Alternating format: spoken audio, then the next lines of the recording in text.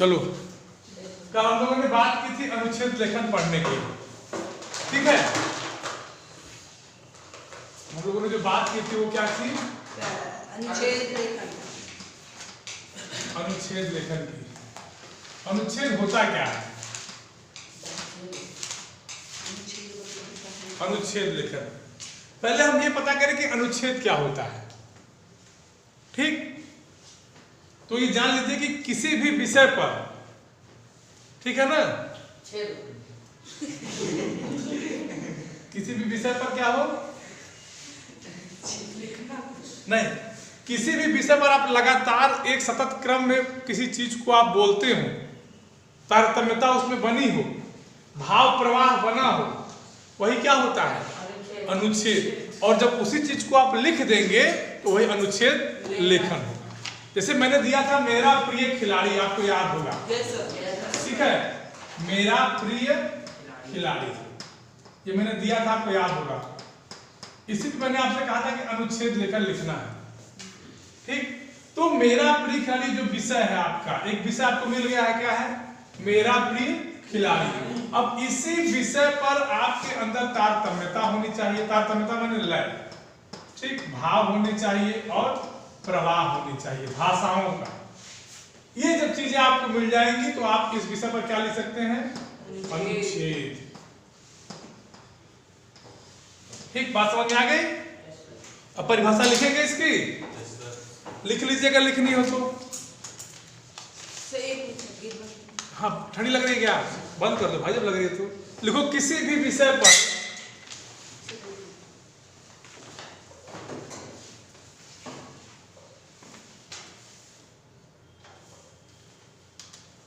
किसी भी विषय पर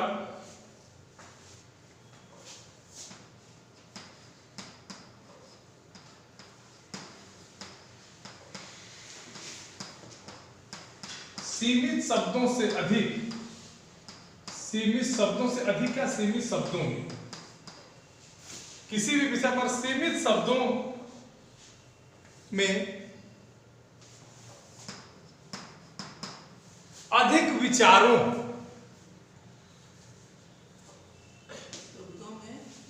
अधिक विचारों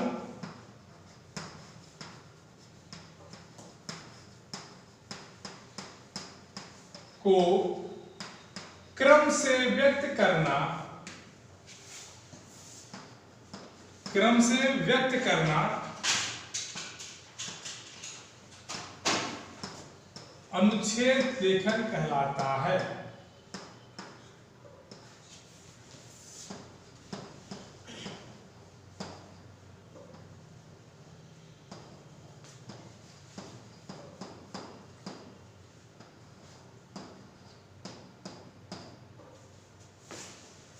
ठीक है, सबको समझ में आ रही बात? बोलो बेटा, चीज क्लियर है सबको? बोलिए। एक परिभाषा आपकी ये हो गई, दूसरी परिभाषा आप लिख लीजिए, या करके लिखिए।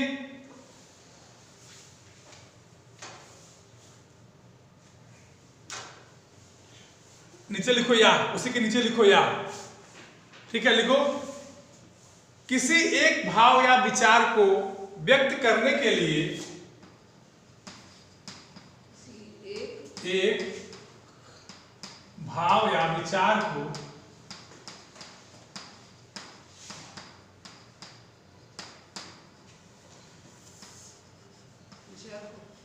व्यक्त करने के लिए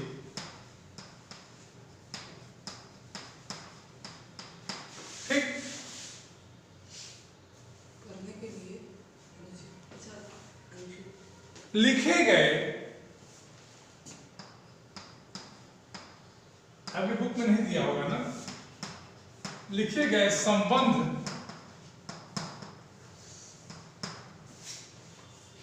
और लघु वाक्य समूह को, लघु माने छोटा, लघु वाक्य समूह को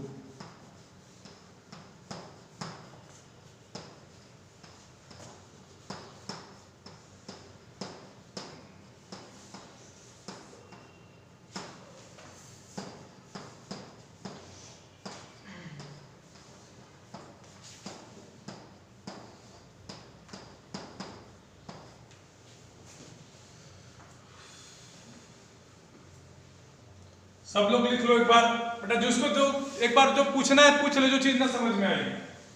लघु वाक्य समूह। हाँ, लघु वाक्य समूह को अनुच्छेद लेखन कहते हैं। किसी एक भाव या विचार को व्यक्त करने के लिए लिखे गए संबंध और लघु वाक्य समूह को अनुच्छेद लेखन कहते हैं। ठीक है, हो गई बात सब। कुल मिलाजुला कहने का मतलब है कि विषय कोई भी हो, उसमें क्या हो, एक विचार हो, और वो विचार कैसे हो, भाव के साथ हो। बिना भाव का कोई विचार नहीं होता, और जो शब्दों की सीमा है वो सीमित होनी चाहिए। कम शब्दों में किसी विषय पर अच्छा चीज लिख देना ही क्या होता है, अनुच्छेद होता है। फिर से समझिए, कम शब्दों में किसी भी विषय पर अधिक से अधिक विचार दे देना, यही अनुच्छेद होता है। ठीक, अब देखिए इसके लक्षण क्या क्या होने चाहिए। लक्षण लिखिए।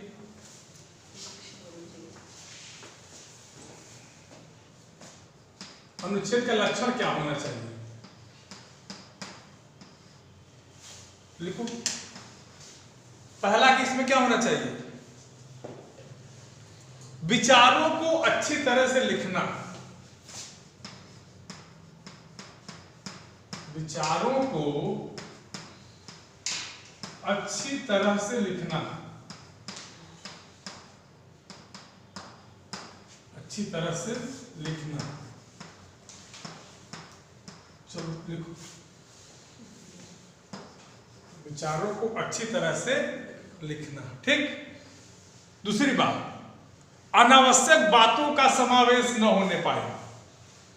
मतलब आप जो विषय लिख रहे हो, आप विषय से भटके नहीं। जैसे मेरा प्रिय खिलाड़ी लिखना है, तो आप किसी एक प्रिय खिलाड़ी का नाम देते हुए आपको उसी खिलाड़ी पे लिखना है, न कि आपको उससे इतर जाना है। अनावश्यक बातों का समावेश न होने पाए, किसमें, अनुच्छेद में। ठीक, लिखिए।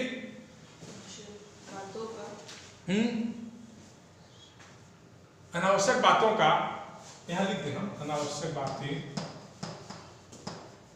अनावश्यक बातों का, घटनाओं का,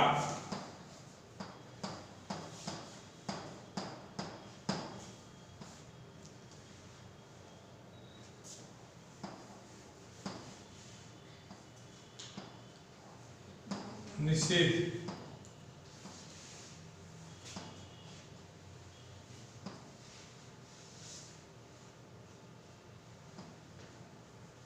ठीक, निषेध। इतना पूरा इस पे वो चलता है, अगर कुछ हो गया। किसी और कोई दिक्कत?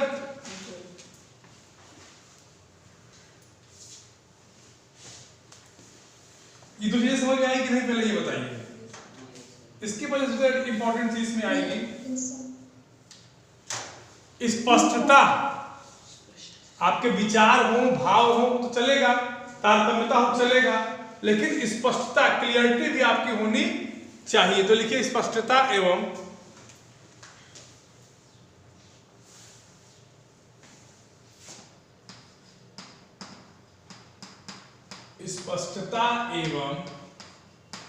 सजीवता लाने का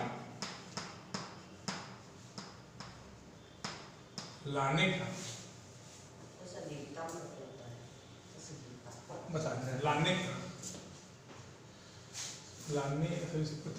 लाने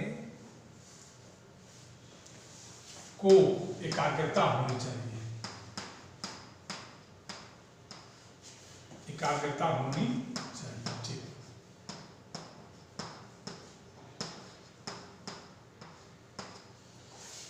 ठीक, देखिए स्पष्टता एवं सजीवता। आपने पूछा था सजीवता क्या होता है, ठीक, आपने कहा था सजीवता क्या होता है। सजीवता मतलब कि जिस भी विषय पर आपको लिख रहे हो, तो पढ़ने वाले को ये कि मैं वहां, जैसे आपको कह दिया गया कि आप मेरी नैनीताल यात्रा पे एक अनुच्छेद लिखिए, तो अब आप जब नैनीताल यात्रा लिख रहे हो, तो पहले तो हर चीज क्लियर हो कि नैनीताल है कहाँ, कैसे जाया जाता है। ठीक, वो स्पष्टता में आ जाएगा। और सजीवता का मतलब होता है कि पढ़ने वाले को ये लगे कि मैं वास्तव में नैनीताल में ही हूं। ठीक, बात समझ में आ रही है ना।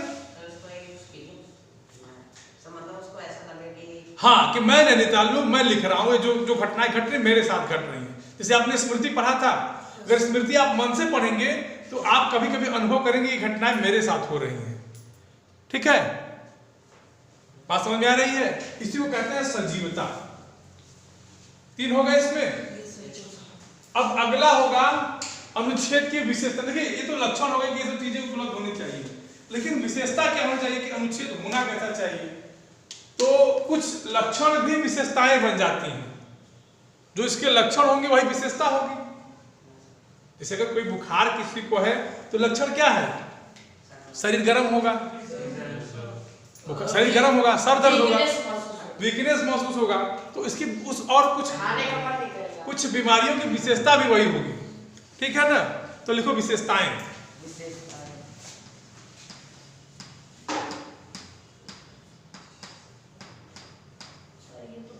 ये सिलेबस में क्या बेटा? तो बुक में केवल आपको अनुच्छेद लिखने के लिए दिया रहेगा ना। हम बता दे रहे हैं कि आपको कभी भी अनुच्छेद लिखने की बात आए तो आप लिख दीजिए उठा के। आपको तो 50 अनुच्छेद दीजिए, उसी में से कोई अनुच्छेद परीक्षा आ जाएगा, आप लिख देंगे। आप जान तो जाए कि मान लीजिए आपको टॉपिक न दिया रहे तो कैसे लिखेंगे? ठीक है ना? एक चीज और जानो, अगर आपको कोई भी अनुच्छेद लिखने को दे दिया गया, ठीक है, तो प्रयास करिए कि 80 से 100 शब्दों के बीच में ही अनुच्छेद आ जाए। जो आपकी शब्द सीमा है वो 80 से 100 शब्दों के बीच में होनी चाहिए अनुच्छेद।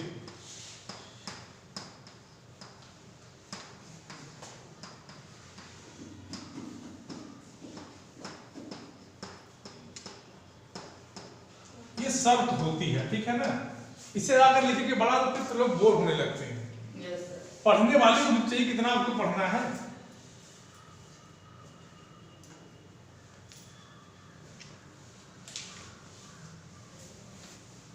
ठीक, कितना हो गया? 1 हो गया। अब देखो, जब आप जिस भी विषय पर आप अनुच्छेद लिख रहे हो, ठीक है, तो ये ध्यान देना है कि आपका जो अनुच्छेद होगा उसकी स्टार्टिंग सीधे से विषय से होगी। आपको भटकाना नहीं है, न भटकाना है न भटकना है। जैसे आप मेरा प्रिय खिलाड़ी या मेरा प्रिय भारत देश पे अगर आप लिख रहे हो तो सीधे आप शुरुआत करो देश से, अपने देश के अपने खिलाड़ी के बारे में। आपको मैटर से बाहर नहीं जाना है। तो अनुच्छेद की शुरुआत कैसे करेंगे, आरंभ कैसे करेंगे? सीधे सीधे अपने विषय से करेंगे। हाँ, बस सीधे अपने विषय से ही आपको करना है। तो एक विशेषता तो ये हो जाएगी कि विषय का अनुच्छेद का आरंभ अपने विषय से होना चाहिए। तो लिख लो,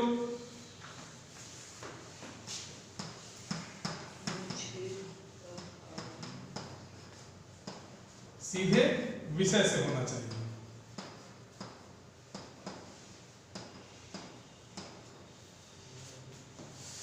चलो बढ़िया है कि तुम लोग क्लास में हो, नहीं वीडियो बड़ी दिक्कत होती होगी मुझे लगता है, क्योंकि यही राइटिंग जाएगी वहां, देख ही रहे हो। अनुच्छेद का आरंभ सीधे विषय से होना चाहिए। अनुच्छेद का आरंभ तुम लिख लो, विषय हम लिख देते हैं। ठीक,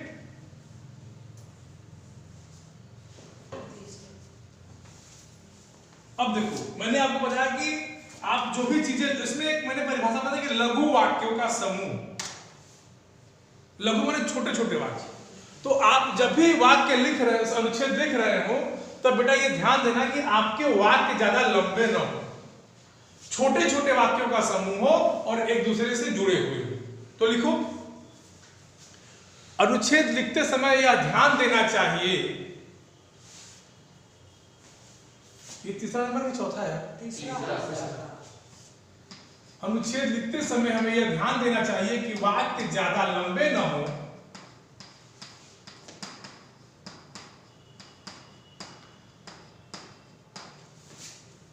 देखो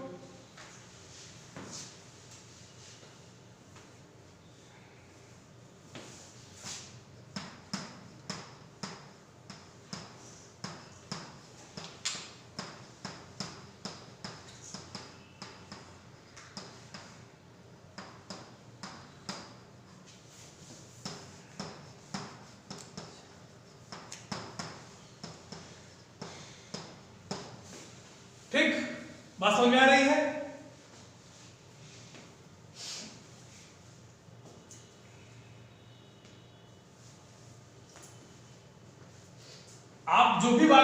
लिखेंगे ये ध्यान देना, वाक्य ज्यादा लंबे ना हो, छोटे ना हो और एक दूसरे से जुड़े हो। ठीक है,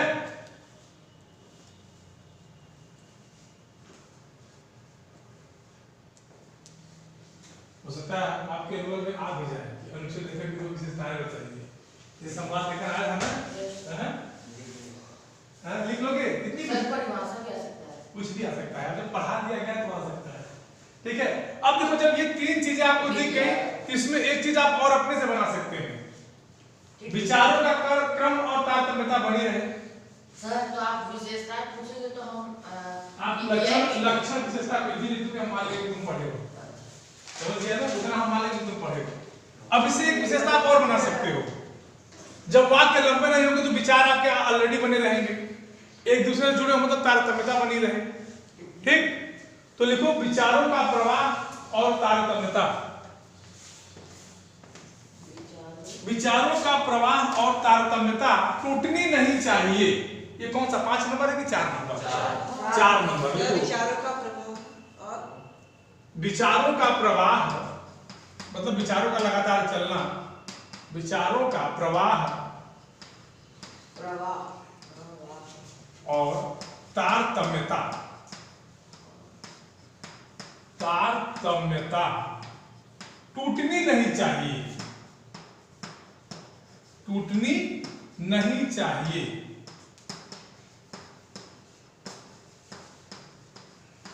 देखिए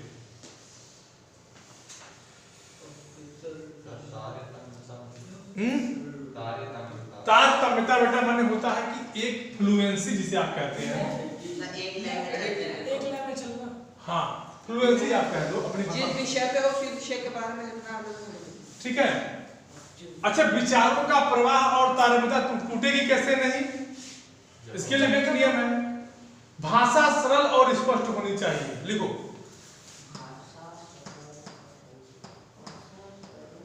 सरल और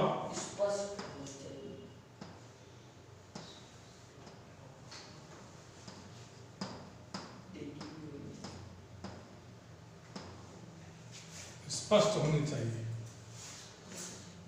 यहाँ कहाँ लिखते हैं? सर नीचे कर दीजिए उसको, नीचे सिर्फ यही नहीं हो रहा क्या? चलो जो लोग घर बैठ के पढ़ रहे हैं ऐसे ही पढ़ेंगे। सर उसको आप बोल दीजिए तो वो समझ जाएगा। भाषा बेटा इसको लिख लेना, भाषा सरल और स्पष्ट होनी चाहिए। ठीक, चलो मत दे देना, इतनी चीजें समझ में आ गई। एक आंख और देखो है, हाँ सबसे इंपॉर्टेंट बात, अगर आपके अनुच्छेद में संकेत बिंदु दिए गए हैं तो पहले दिए गए संकेत बिंदुओं को आप समझ लें। जैसे मैंने आपको अनुच्छेद एग्जाम में लिखने के लिए दिया था तो मैंने 3-4 संकेत बिंदु दिए थे कि इस पॉइंट पे आपको पॉइंट आउट करना है। ठीक है, तो लिखिए कि अगर संकेत बिंदु दिए गए हो तो दिए गए संकेत बिंदुओं को ठीक से समझ ले। लिखो दिए गए संकेत बिंदुओं को ठीक से समझ ले।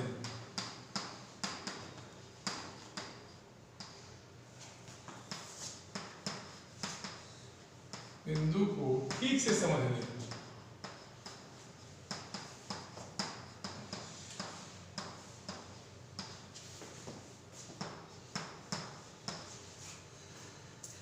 दिए गए संकेत बिंदु को ठीक से समझ ले। ठीक है बेटा,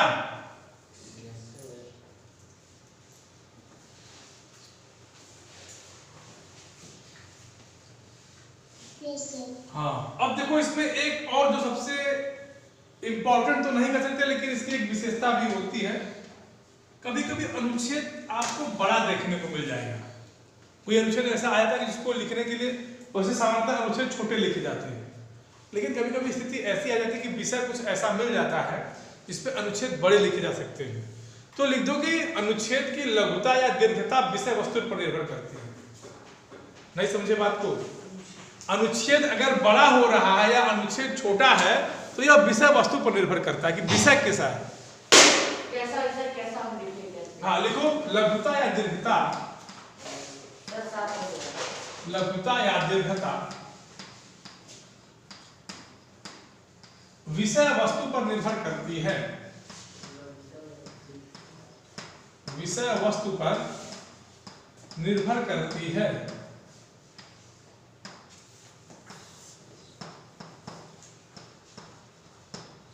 जैसा विषय वस्तु वैसे लघुता या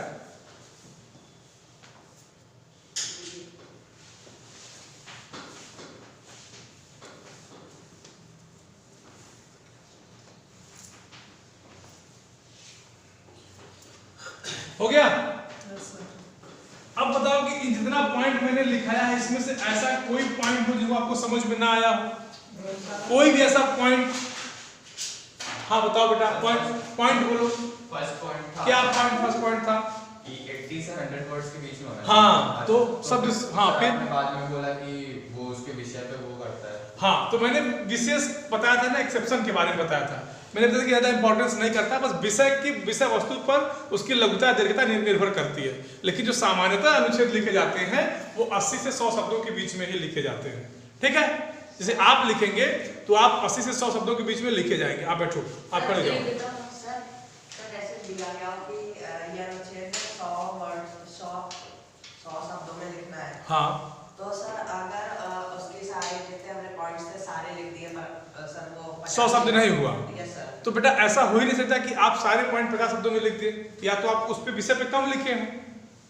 प्रयास ये 100 शब्दों की जो सीमा दी होती है ना, इसका मतलब होता है कि कम से कम 100, मतलब अगर आप लिख रहे तो कम से कम 100 लिख दीजिए। तो अगर आप 80 भी लिखते हैं ना तो गलत नहीं माना जाएगा, ये सही है। और 120 भी अगर लिख देंगे तो आपको काटेगा नहीं, उसको 100 निर्धारित ये कहता है कि कम से कम इतना होना चाहिए। मतलब आप 50 के ऊपर गए, 80 पहुंचे, 120 में तो आपकी चीजें सही मानी जाएंगी। वो 150 200 पहुंचे तो फिर तुम अपना समय बर्बाद करोगे, कहाँ से पहुंचोगे? बैठो। सर दीर्घता मतलब क्या होता है? दीर्घ माने होता है बड़ा, दीर्घता माने बड़ा। धीरे से नहीं पड़ी सर। हाँ वो नियम में क्या होता है? हाँ लक्षण और नियम। हाँ, लक्षण और नियम हाँ।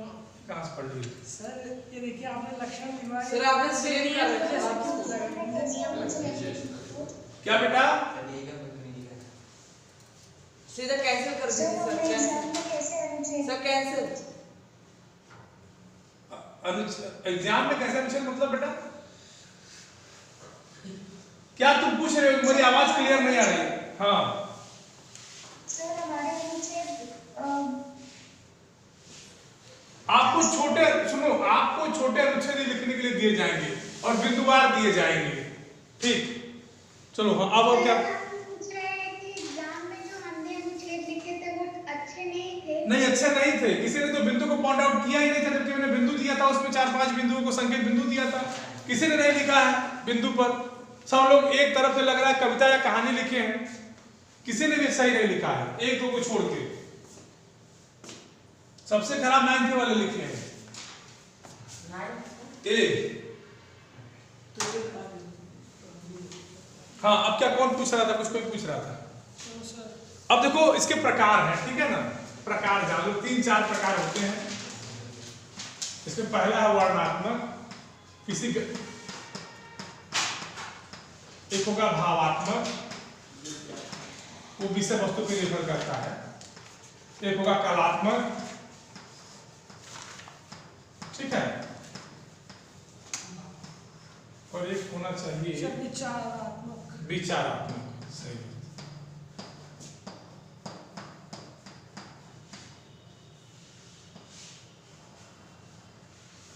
ठीक है ना? यहां अनुच्छेद लिख देते हैं।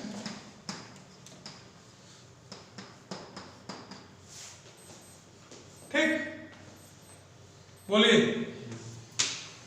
जिसको जो प्रॉब्लम हो बता दें, जो मैंने पढ़ाया है। कोई भी पॉइंट आउट जिसको ना समझ में आई हो चीजें बता दो। हाँ